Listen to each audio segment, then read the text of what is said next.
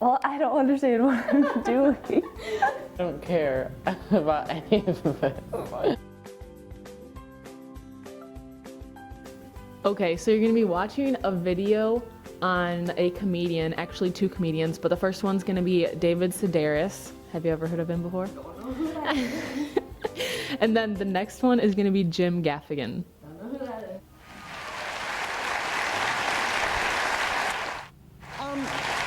This is a little segment of a story. I moved to France 3 years ago, and I enrolled in an international school that promised to teach me the language. And we were only allowed to speak French in the class, and I was the only American in there. So this is a little part of a story called Jesus Shaves. Great.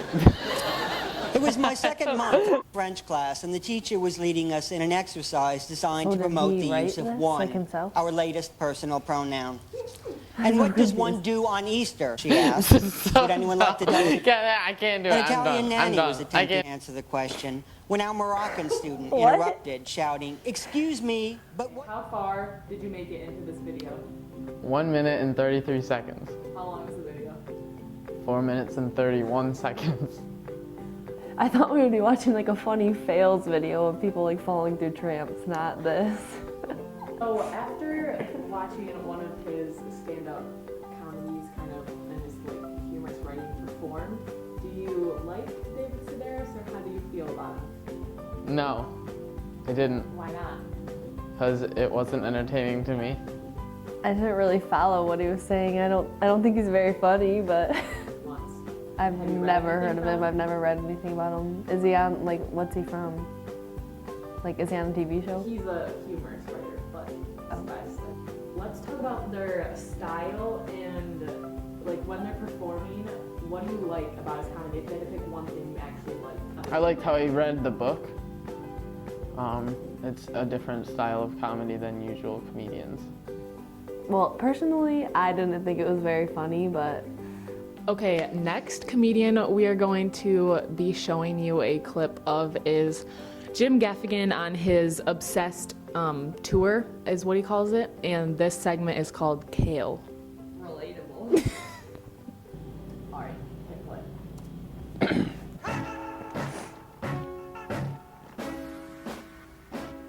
Can we stop with the kale propaganda? Oh, I've seen him before. That stuff tastes like bug spray.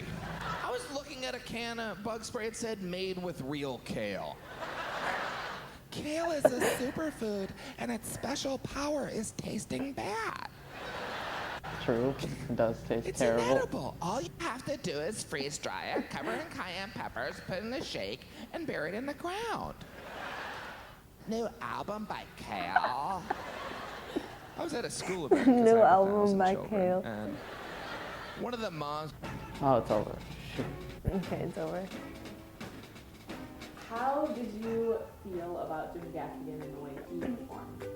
I liked him a lot better than the other dude. What's his name, Steve? And what did you like about him that was so much better and made it more interesting than?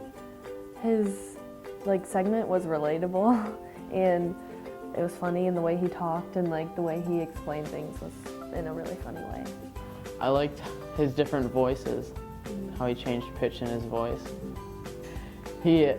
I don't know, I mean, it was a topic that's happening today about kale and everyone being obsessed with it.